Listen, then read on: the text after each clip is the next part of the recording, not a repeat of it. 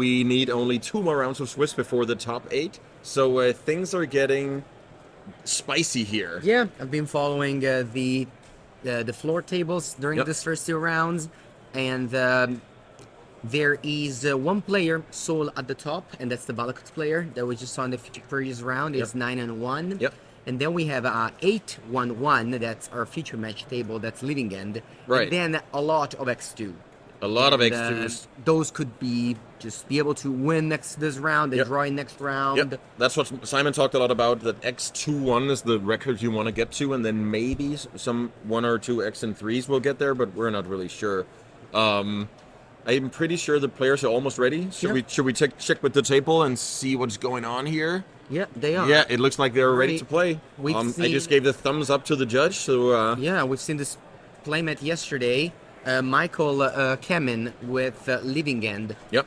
Against Alexander Rosedal with Grex's Shadow. Do you recognize that name? Yeah, Alexander was a name that did very well recently in the arena days. High-level tournament arena days. Yep. So he should be a local.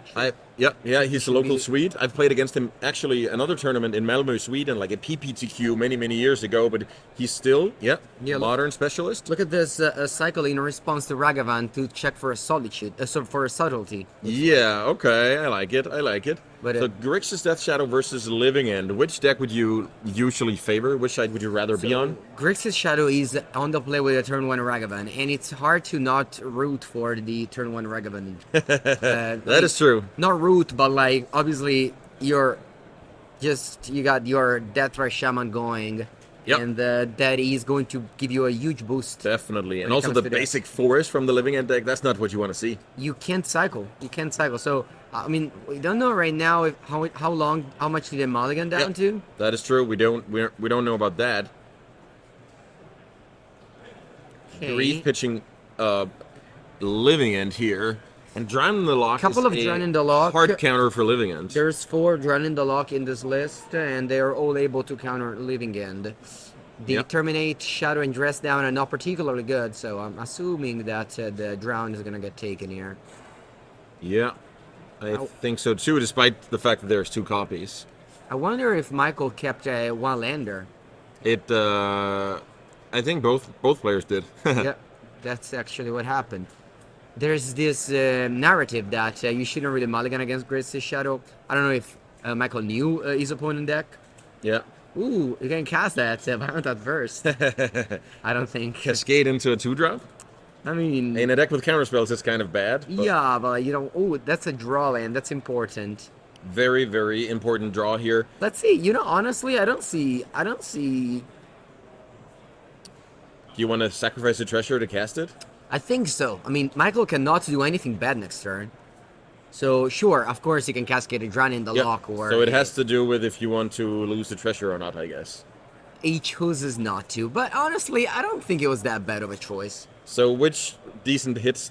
So Shredder is a good hit? I mean, you have a lot of good hits. Like, of course, removal spells and counters are bad, but other than that... And Ragavan is also bad?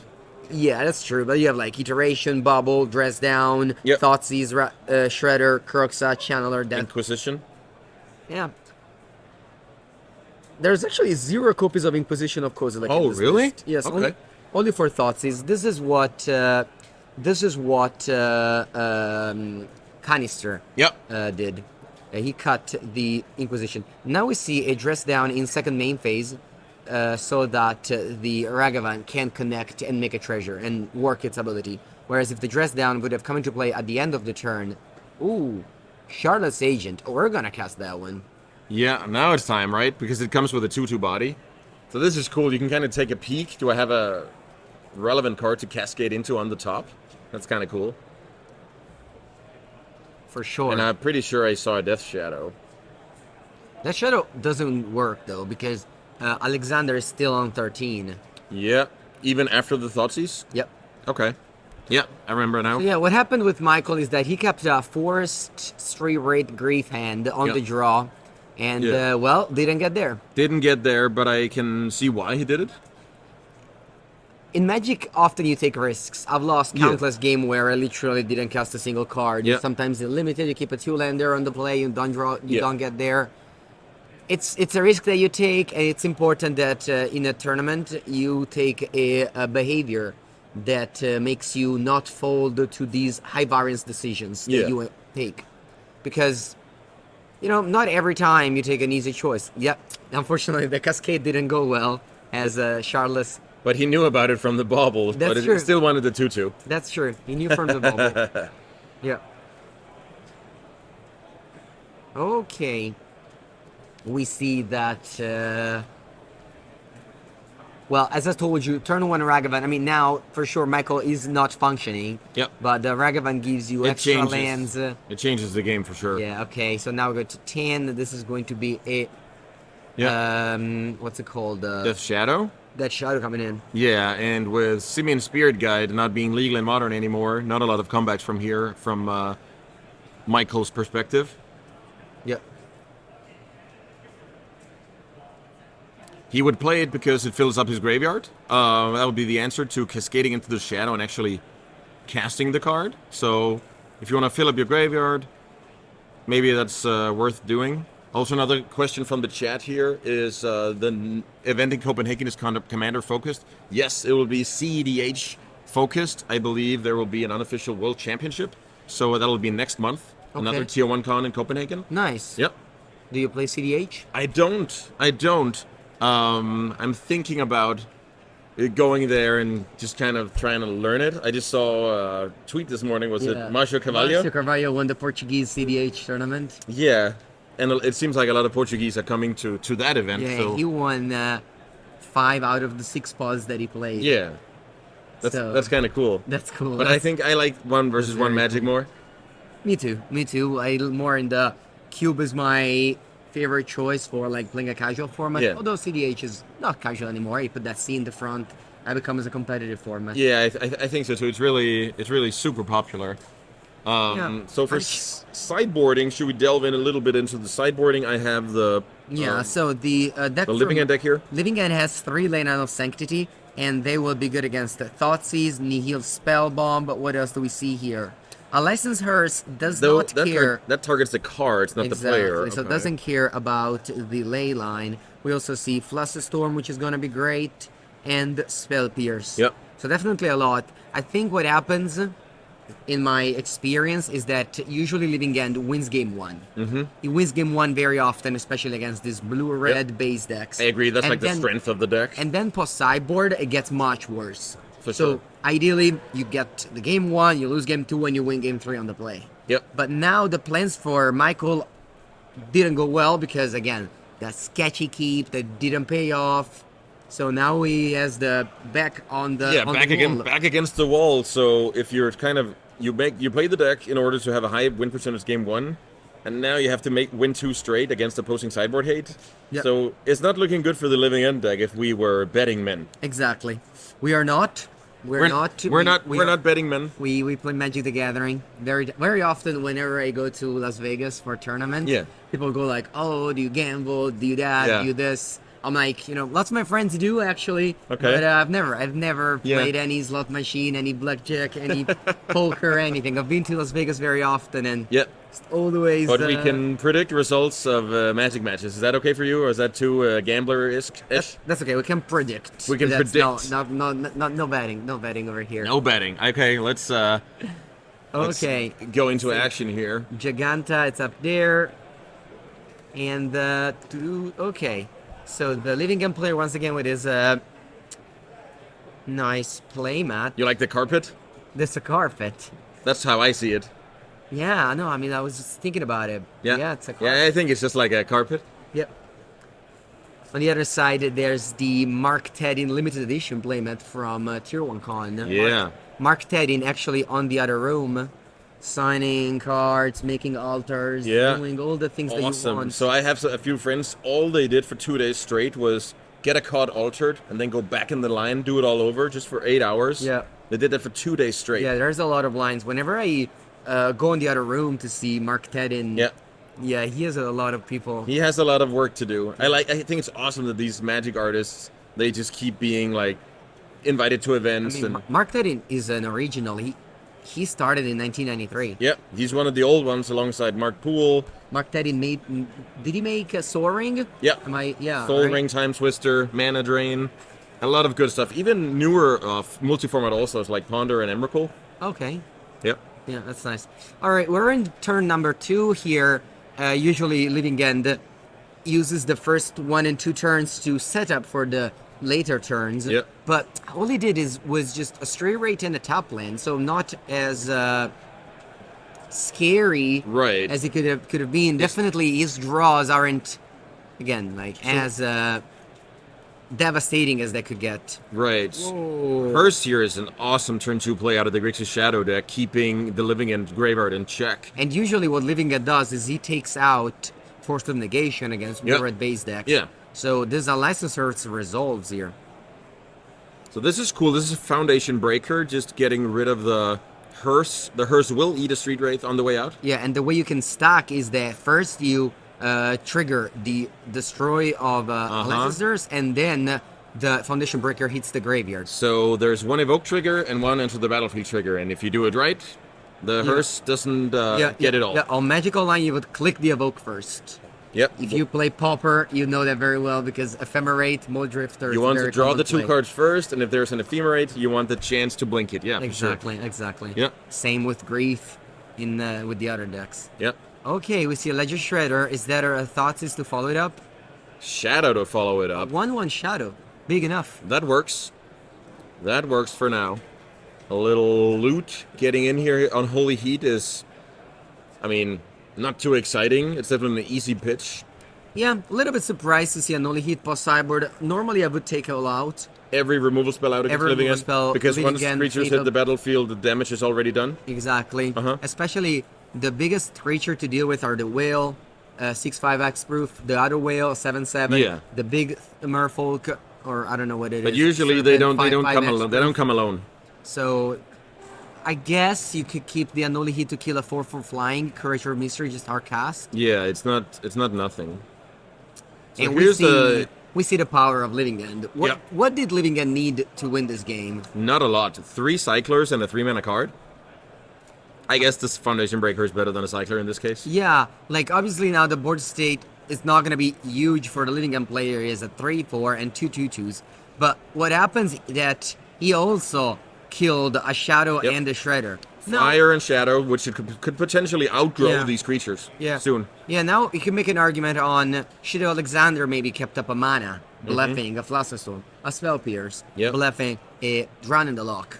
Maybe, but at the same time, what if the opponent still goes for it and you don't deploy? Or what if the opponent doesn't have a Cascade spell? We're playing Magic the Gathering. Oh, It's yeah. a game of a lot of decisions, a Yep. lot of levels, a lot of layers of just game choice. So as commentators, what you do is you often just describe the plays. Yep. But as player, you have to think about all those little So things. much context, right?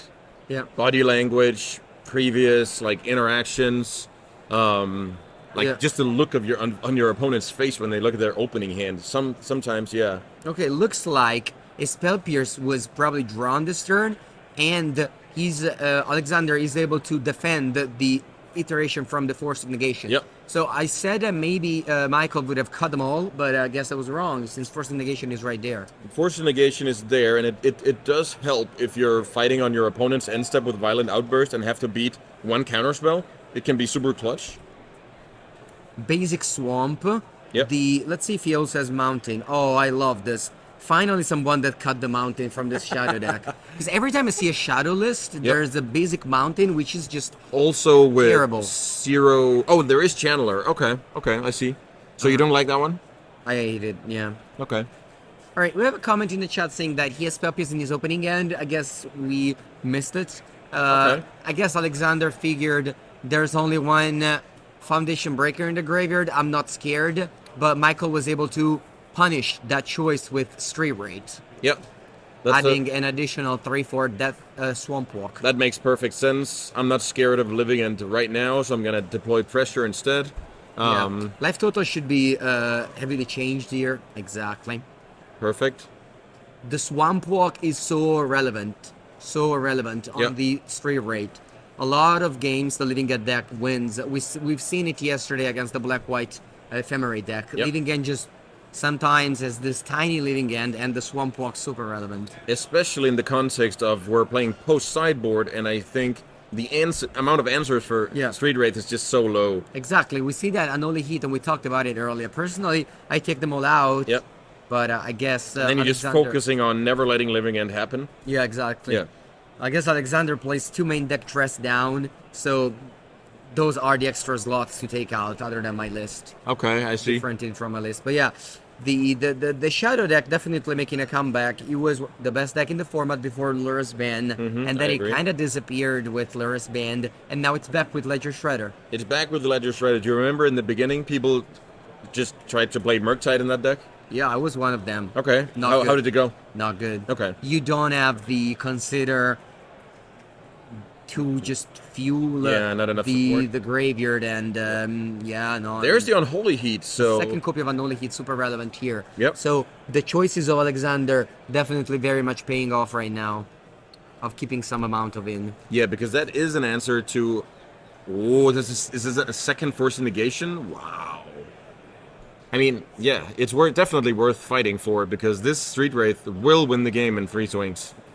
I'm thinking about maybe if Alexander had a win... Okay, if he has a counter spell, then okay, that's fine to fight now. I forgot. Drawn in the Log is also an answer for onboard Street Wraith. Well, opponent needs to have 5 cards in the graveyard, which isn't now. Okay. I mean, before this fight, there's only 3 cards. Okay, I see what you're saying. Yeah, you can't really count on it. But I'm just saying it's like... one of those situational cards. Yeah, it's situational, it's flexible. Yeah. It counters a living end, but it also can destroy a creature in a pinch in a drawn-out game.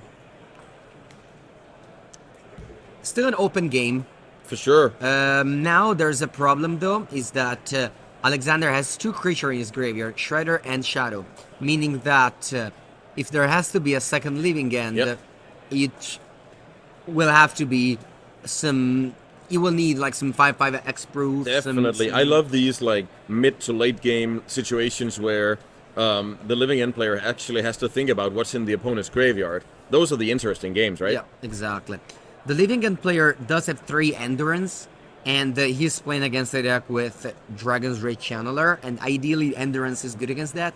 So we could see like an Endurance being cast now, and then that fixes the problem of having a big graveyard. You can even go like Endurance, pitch a green card, and then Charlotte's Agent to put the Endurance back into play. Although, of course, this requires a lot of cards. It requires the opponent not having anything, which is not how Magic is played at the high level modern. Definitely sounds like too risky of a play, but I like Endurance as just a mid-range way to win the game in tricky situations. Wow, look at that. Killing a 2/2. 2 mana, kill your 4 mana 2/2. Yeah. So this is just a cool sub-game here. Michael has stayed home with the Foundation Breaker in order to keep the Ragavan in check. So since he prioritized it so highly, it's also worth it for Alexander to kill it and try and get going with the Ragavan. Alright, that card costs too much. I was thinking about also casting Endurance on myself as the living end player to fizzle the Drown. Although, again, I don't have any information if but Michael has a living end, as Endurance in hand. So Endurance does a lot of stuff here. It gets... it's very good against most of the threats out of the blue-red deck. It can fizzle out their graveyard to make future living end good. It can even counter Drown in the Lock if Drown in the Lock is targeting something with converted mana cost. Yeah. So lots of things to think about here. So Michael might be thinking about trying to play a Cascade spell now. That Shadow in the graveyard is going to be an 8/8 when it comes into play. The Ragavan flip was a Colossal Sky Turtle, so anything to worry about. Yeah. It put a Treasure into play and dealt 2 damage, but no, like, filthy card advantage here. Alexander makes sure to keep the hand very hidden from us, which is fine, I guess. We can commentate on at that point, it's like a guessing game here. Exactly. Alright, this is a good card. As if there's a third Force of Negation or Mystical... Actually, Mystical Dispute wouldn't even be so good because of the Treasure over there. Okay, Ragavan hits the bin off of the... I think I've seen a Shadow. Trigger? Shadow is very big. Oh, yeah. But at the same time, there's the possibility for Michael to go Outburst end of turn. That's the threat that keeps looming. Chandler hits the exile. Let's see if it also hits the battlefield. So right now it's exiled. Yeah. Okay, put it to the right so we know for sure. Getting in for 3 here before playing it is good because it plays around Living End. Well, at least you get in 3 damage first. Second main phase, Dragon's Channeler hits the battlefield, and so does Shadow. Wow, he went all in. Yep. Maybe his Guardian is a Flusterstorm or a Spell Pierce. Oh yeah, you're right. He still has 1 mana up. I mean, that would be brutal. But yeah, this is just. Do you have the Violent Outburst or not? It's very late in the game, so it's possible that there is one outburst. The risk goes up the more you wait, but if Alexander has a bad card in hand, what's his alternative here? I feel like it's also in his interest to finish the game as quickly as possible. There it is. But let's see if there's this super clutch copy of Flusterstorm. Okay, we've seen a copy of Leyline of Sanctity. Oh, okay. So that was brought in. Okay. Does the Living End resolve? It does. Yeah. So 1 Shadow, 1 Shredder. Ragavan. Oh, okay. Ragavan, Shredder, and Shadow comes back. So here we have Swamp Walk. We have a 5/5 X-Proof and a 2/2 that kills the treasure token. Okay. So obviously very strong exchange here from the Living End's perspective. Yeah. What happened with Alexander was, I think that with iteration, he just found 3 creatures. Yeah. So he's like, I can't really beat the stray rate anyway. Yep. So I can't really play around a Living End right now. So I have to apply as much pressure as I can. So I'm gonna just play all my creatures. I think I like that decision, even though it's looking it's looking tough now. It's looking tough here. The stray rate goes down to 2. I assume the dress down were brought out, but that's a way to remove Swamp Walk and block. It is, yeah. Okay. Wow. I think it was yesterday. I think it was yesterday that we talked about how relevant is the Swamp Walk. Yeah, you mentioned it. Stray rate. Yep. And I've played this matchup a lot from the Grixis Shadow side. Yep. And you really come on the spot where you have a board state that's actually favorable for you, but you just die to the Swamp Walk of Stray Rate. Agree. The Swamp Walk is so unique, and also just in general with no Teamer Battle Rage and stuff like that. Sometimes just your opponent having a lot of creatures, doesn't really matter which deck, could also be like Yawgmoth or whatever, can just be a problem for Death Shadow, because jump block and attack the other way on the crackback can finish a lot of games. But yeah, unblockable is it's a tough one. Yeah, it must have been the reason why Alexander kept in at least 2 copy of Unholy Heat that we saw in game 2. Yeah. To deal with the... Although obviously it's kind of clunky because then like a new Living End will bring back the 3/4, but there's just not much you can do once you don't have a Licenser or Neil Spellbomb, but those creatures are about to come back. I think if I was in the Grixis Shadow seat, I would just focus on Living End never happening. I think if you plan for Living End resolving, it should be a lot of bad scenarios, but maybe he doesn't have enough cards because we didn't go through the deck like with the sideboard plan. Maybe he only has those 2 Unholy Heats in it after sideboard, so who knows? Who knows? Yeah, today is 4 rounds of Swiss. Yesterday we had 8 rounds of Swiss. The cut was on 5-3. So today we have a 69 player competing. Yep, on day 2, yeah. Fighting for that top 8, which is about to be cut later. Yep. Later this is next round. Your new favorite word, penultimate round of Swiss? Yeah. We have already a Living End, a Titan Shift player locked in at 9-1. Yep. He is the sole leader in this tournament. Yep. And then we have Living End at 8-1-1 and then a bunch of 8-2. Yeah, so excitement all the way down to the last round. We will make sure to handpick some relevant win-in matchups, most likely, next round. Yeah. Somebody asked in the chat, what are the best cards against Living End? Yep.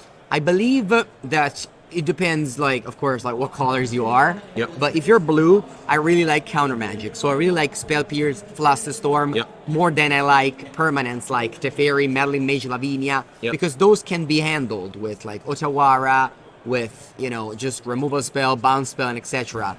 But the counter spell, those are a little bit harder to handle, especially Flusterstorm, which can't be forced of negation back. Yeah, for sure. So you're looking at cheap counters, also a way to prevent the Living End from getting cast to begin with, like Teferi. It interacts good with the Cascade mechanic. Yeah. Both Dotty Voidwalker and Licensers, there's so many things that can handle the graveyard. Yep. But I think the cheap ways where you can kind of deploy your game and leave up a 1 mana for Flusterstorm is the best. The least mana as possible, yeah. Yeah, for example, in my Vivian deck, I play 4 Flusterstorm in the sideboard because I believe to be a very important card in Modern right now. Yep. Okay. Turn 1 Thoughtseize off of a Fetch and Shock. That is a extended art double master Thoughtseize. Very unique. You can only find it exactly in this set. So life total on the Grixis Shadow side should be 13 after this? No. 15. Yep. You see the 1 copy of Urborg. Very weird. It's there mostly to be able to Arcast Grief and Architects of Will, but it can be at times a little bit clunky. Of course, also giving your opponent the possibility to add black mana from Fetch Land or Seedbends. I just thought of an important thing. It's also good with Street Wraith. I didn't think about it. I didn't think about it until now. Yeah, Urborg gives your opponent swamps so that Street Wraith can attack. But so you said before some people played over Sunken Ruins. The difference is those Sunken Ruins can make sure you can cycle like double blue cyclers, hardcast negations. Yeah. So Urborg is not a very good mana source. Yeah. But it can be, very impactful in other ways. Interesting choice to discard the 7/7 because of course it's a large creature that you want to do in the graveyard regardless. But the Waker of Waves isn't just a 7/7; it's also a 2 mana Sleight of Hand. Yep. So Alexander doesn't want Michael to just proceed with his game plan. Did I just see Stubborn Denial? No, I can't. No. That can't be true. No, it's probably not. Yeah. Okay, we have a second land here, and it's going down to 15 minus 3, 12. So that's already a Death Shadow coming in. Maybe it was a Flusterstorm. Yeah, that could be it. And now you can already keep that up, although, nothing can happen. Nothing bad can happen from Shadow. But the point still stands that cheaper your interaction is, the more you can execute your own game plan, and that's really what's good against Living End. Exactly. If you sit there doing nothing, it's way worse than doing something and having interaction ready, so... All right. Unfortunately, no land for Alexander. That Shadow is really a card that rewards you the more lands you draw. Yeah, the third fetch there would have been awesome. The third fetch up puts you to 9, the fourth puts you to 6, and that's just lethal for the Shadows. But instead, well, you don't get much. So cool thing here is, Shadow players had 12, and I played Living End in the past where I had Burn of the Grown Willow. Ooh, what's it called? Grow of the Burn Willows, killing 2 Shadows. It's not junk colors anymore. Yeah, a Solitude would also Solitude takes care of both, do the job here.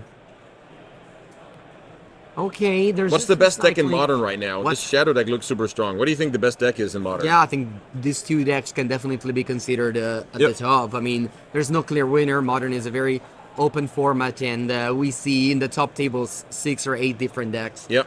Blue-Red Murktide is the most popular deck today with 10 copies, but it's just because it's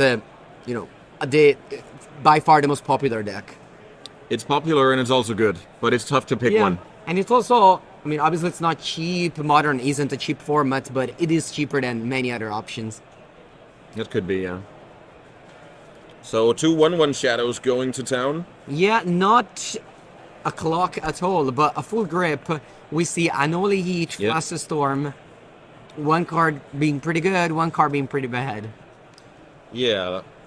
This game is kind of tricky, but yeah, as you alluded to earlier, Flusterstorm is good against Living End with counter backup. So Mystical Dispute, Force of Negation, you don't care too much about those unless, Force of Negation can be relevant at some point, but the Living End player needs so many lands to get to that point.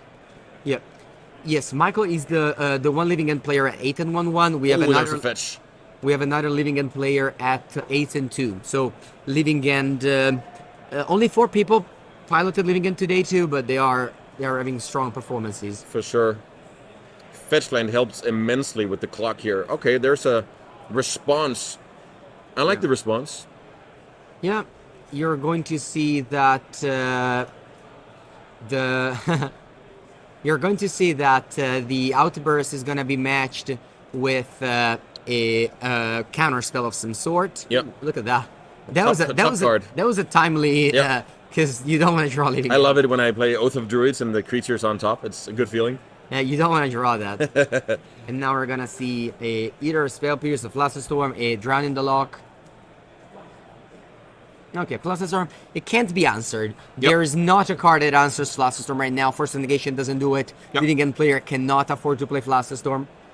That's true. Very bad to Also, cascade into it. It wouldn't even work. Flusterstorm on Flusterstorm. Yeah, it wouldn't work because The mana and tap. That's a pretty weird interaction. It's very weird. I know players who have been playing with that card for like 8 years and they still like have a tough time wrapping their head around it. Yeah, and if you're Magical Line, you misclick. That's why I play some ugly version. So mine are different. So when I press them on the stack, they're different. But it's terrible. Okay. All right. Yeah, we're gonna see a Flusterstorm with 3 copies targeting the Living End. Yep.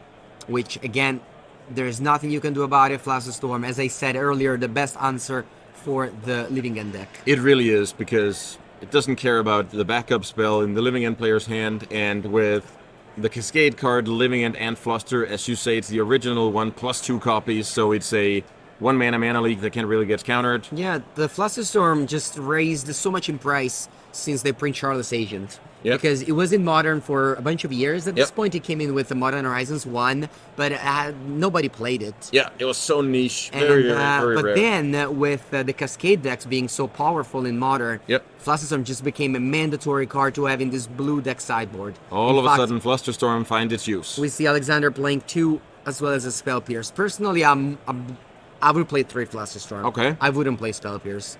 Okay. I'm more of a Flusterstorm. Yeah, so camp. but for blue-red Murktide, Spell Pierce is more of a main deck card. But here it's a sideboard card, Spell Pierce. Yeah. So that's why you would prefer sideboarded Flusterstorm? For sure. But for a main deck, Spell Pierce? Yeah, Spell Pierce is, a main deck card. Yep. Because it counters Ran and 6 on turn 2. Yeah. That's a very big deal for blue-red Murktide. So you see the Murktide playing 2 Spell Pierce. Yep. The Shadow deck doesn't play Spell Pierce because it has 4 Thoughtseize. So that's your interaction. Yep. You, of course, have to have a balance of threats, removal spells, and interaction, and the Thoughteize replaces. So here's a good Spell question Pierce. for you. I know you love this topic. Yeah. In your opinion, does Modern need some Modern Horizon set, or was those sets kind of mistakes? I mean, I appreciate Modern Horizon sets. I think they made Modern a great format, and they probably also made Wizards a ton of money. So that's why they're gonna keep on making them. For sure, definitely some. Wow, look at that. Endurance Speech, Foundation Breaker, and then Charlotte's Agent. Ooh, okay. This is a big deal. If Alexander has a Drown in the Lock or a Spell Pierce, it's not going to be efficient. So, theoretically, Michael could have Mystical Dispute backup for this Living End. Yes. That would be huge. Michael is on 7, and those that Shadow are only a 4/4. So, he's not dead next turn. Drown in the Lock, and that's the handshake, so no Mystical Dispute backup. Let's just quickly see how the other feature match is going. Should we just jump right in? Maybe we were mistaken with the life totals, but that wasn't that on board, though. Because there was 2 Shadow 4/4, you have a Chump Blocker. Although we knew that the Living End player had an Oli Heat, so... Sorry, the Grixis Shadow player. Yeah. But yeah, great win for Grixis Shadow. Again, as we mentioned, winning game 1 is the key. Once you win game 1, you are heavily favored. Good. That feels so good because you know you're optimizing your matchup. The Shadow player is on 9 and 2, although he has the worst breaker of the 9 and 2, whereas the Living End player is on 8 to 1 with very good breakers. So both of them, it's still possible we see them later? Both of them super able to make top 8. Yep. So this looks very bad for the Jeskai Lotus Field, from the Jeskai Lotus Field side of the table. Yeah, I believe, correct me if I'm wrong, but Blood Sun doesn't stop Tron lands? I think you're right, because they just add mana. So they keep their mana abilities. So Oscar has a billion. We've seen Oscar very often today. He's on 9 and 2. Both of these players are 9 and 2. Yep. Actually, Samuel isn't 9 and 2. Right. I think he picked up a draw at some point. 8-0-3. He's on 8 wins, 0 losses, 3 draws. But that's the same amount of points as 9-2, so that's why you say it. Okay. That's the same amount of points. Yep. But yeah, still undefeated, but he might pick up a loss here as we see Oscar blowing up a land Karn, with the this great combination creator, and liquid metal coating. That's of Karn plus liquid metal coating, as well as having, well, how much mana is that? That is 9 mana.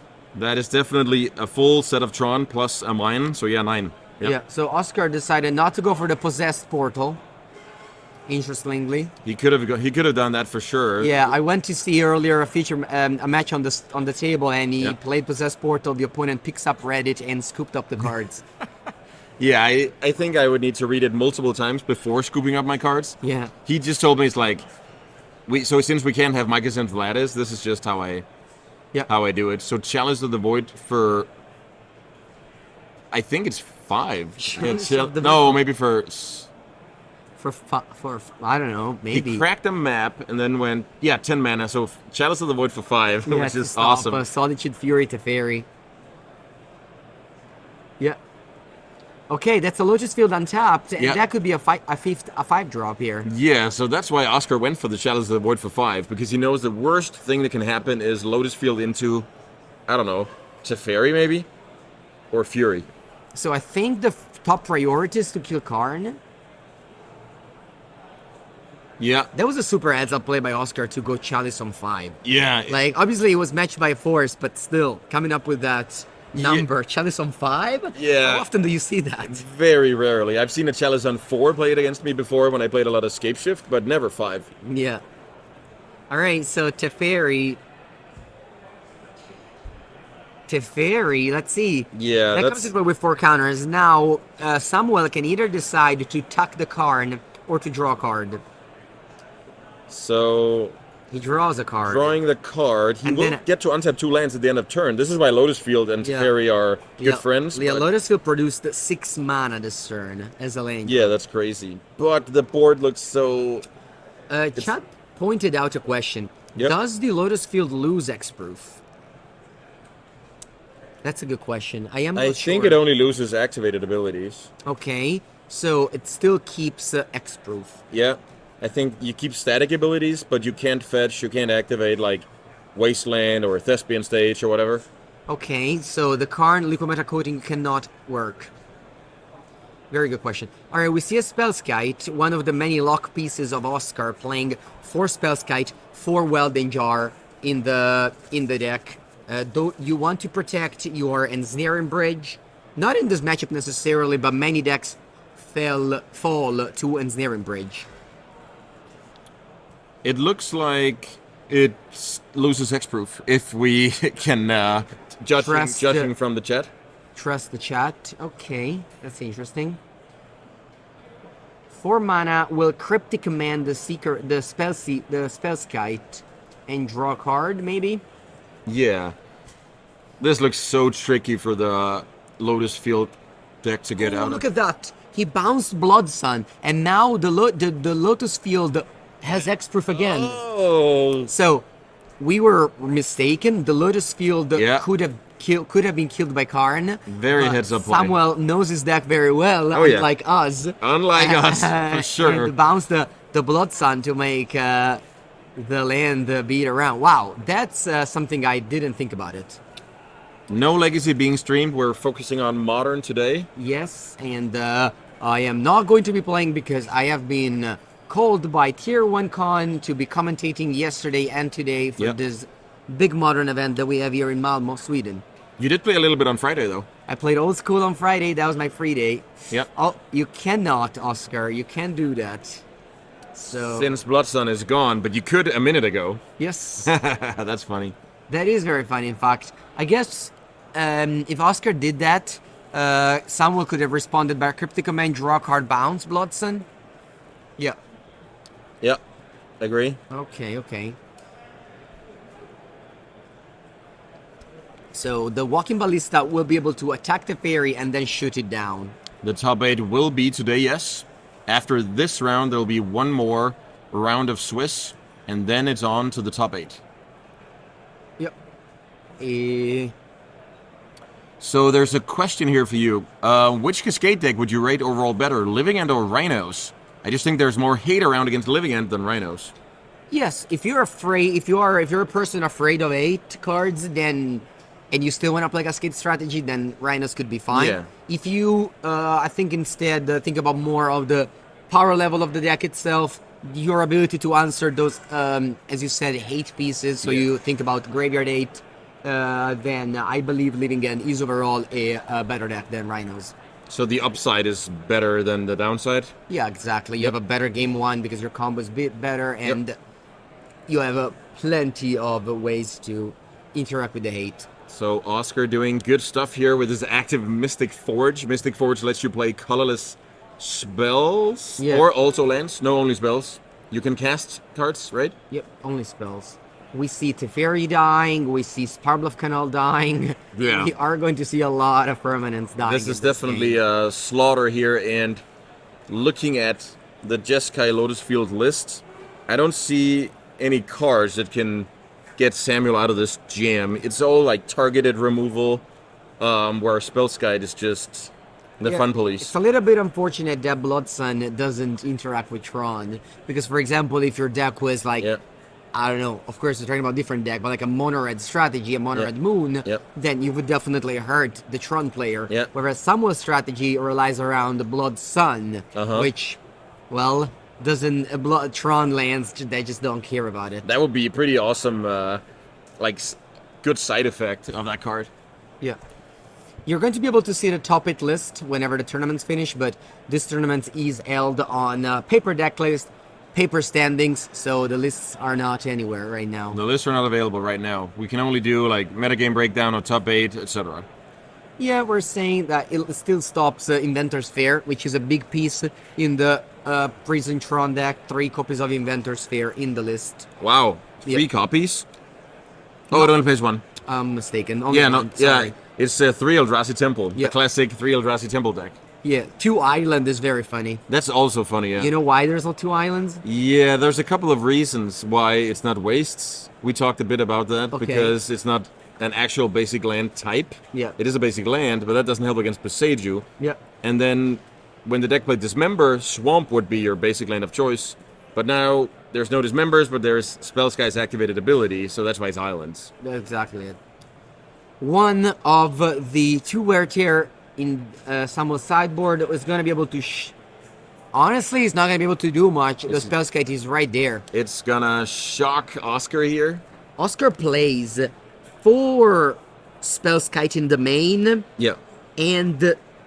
how many? There's a March, I think. And Welding Jar as well. Yeah, even a copy of Welding Jar, both main and sideboard. So, March of the Otherworldly Light. Is that the name? Okay. Yeah, a couple of them in the main.